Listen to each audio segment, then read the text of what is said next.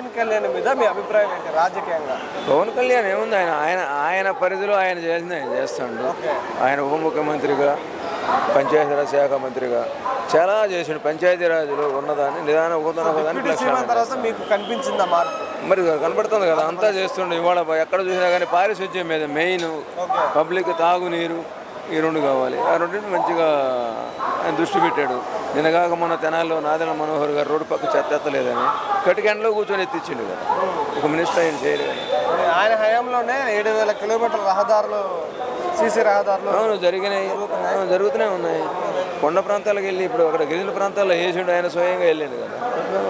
ఏంటి మరి తెలంగాణలో కూడా పోటీ చేస్తా అంటున్నారు, అక్కడ పోటీ చేస్తే దాని ప్రభావం ఉంటుంది అనుకుంటున్నారు? దాన్నే ఉందండి, అభిమానులు ఎక్కడైనా ఉంటాడు. ఇప్పుడు పార్టీ ఎవరైనా ఏ పార్టీ మనమైనా పెట్టుకోవచ్చు, మీరైనా నేనైనా పార్టీ పెట్టవచ్చు. అక్కడ మనం 10 మంది ఆ పార్టీ పోషిస్తామండి. సింగిల్గా వెళ్తారా లేకపోతే కూటమితో వెళ్తారా? కూటమితోనే వెళ్తారు. ఒకటి సింగిల్ అని ఒకసారి కూటమితో ఉండదు కదా. మరి ఎందుకు ఇక్కడ సింగిల్గా పోటీ చేయట్లేదు? విజయ్ గారు లాగా ధైర్యం లేదంటారా? ఎందుకు లేదు, ధైర్యం ఉంది.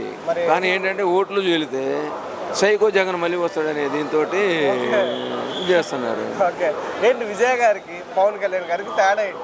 విజయ్ గారు అంటే అక్కడ ఉన్న పరిస్థితి వేరు, తమిళనాడు ప్రజల యొక్క ఇది వేరు, ఆంధ్ర ప్రజల యొక్క ఇది వేరు. మరి తెలంగాణలో పవన్ కళ్యాణ్ వివిధ రకాల కామెంట్స్ చేసి అక్కడ రానికుండా అక్కడ ఉన్న నాయకులు, ఎమ్మెల్యేలు అందరూ ఏముండదండి, గొడవలు ఎందుకని తలకాయ ఉంచుకొని వస్తాం తప్ప అక్కడ కూర్చొని ఎవడేం చేయలేదు. ప్రజాస్వామ్యంలో ఎవరు ఎక్కడైనా జీవించవచ్చు. తెలంగాణలో రాకూడదు, లేకపోతే ఆంధ్ర. కవిత గారు అన్న కామెంట్ల మీద మీ అభిప్రాయం ఏముందండి? ఇప్పుడు వాళ్ళ అయ్యా వాళ్ళ అన్న లోపల వేసినప్పుడు కాపాడలేదని బయట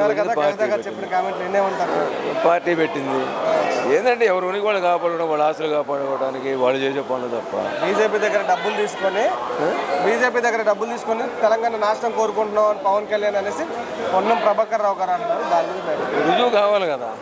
ఇప్పుడు పవన్ కళ్యాణ్ గారు డబ్బులు తీసుకుంటూ ఎక్కడ కూడా పెట్టిండు, కోట్లు ఎక్కడ పెట్టిండు చెప్పమన్నాడు. ఏం కొనడు సూర్యమేనాడు. నిజానే జగన్ గారు స్టీల్ ప్లాంట్ని ప్రైవేటీకరణ చేస్తానంటే చేయకుండా వద్దు అని ఆపుకుండా పవన్ కళ్యాణ్ నిజాన్ని ఆపారంటారా? ఆయన ఎందుకు ఆపుతారండి? అట్లా కదండి, ఆ రోజు ఆపానని ప్రెస్ మీట్లో చెప్పారు పవన్ కళ్యాణ్ కంటే ఆ రోజు కూటమి ప్రభుత్వంలో కాబట్టి వెళ్ళి గట్టిగా మోడీ గారి దగ్గర, అమిత్ షా గారి దగ్గర కూర్చొని మీరు ఇది చేస్తే మా కార్మికులు పట్టగడతారు, ఇది ఎప్పటి నుంచి ఉండదు కాబట్టి ఆ ఫ్యాక్టరీ కాపాడాలని అడిగిండు. తప్పేముంది అందుట్లో? మరి జగన్ గారే అంటున్నారు నేను ప్రైవేటీకరణ చేయకుండా ఆపాననేసి.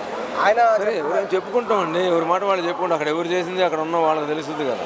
కార్మికులకు కానీ అక్కడ మేనేజ్మెంట్ కానీ వాళ్ళకి తెలుస్తుంది కదా ఎవరు చేశారు.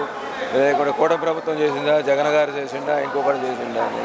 సరే ఏంటి సార్ ఒక్క మాటలో పవన్ కళ్యాణ్ గారి గురించి చెప్పాలంటే? పవన్ కళ్యాణ్ నెంబర్ 1 ఆయన దృష్టిలో ముక్కు సోటెన్స్.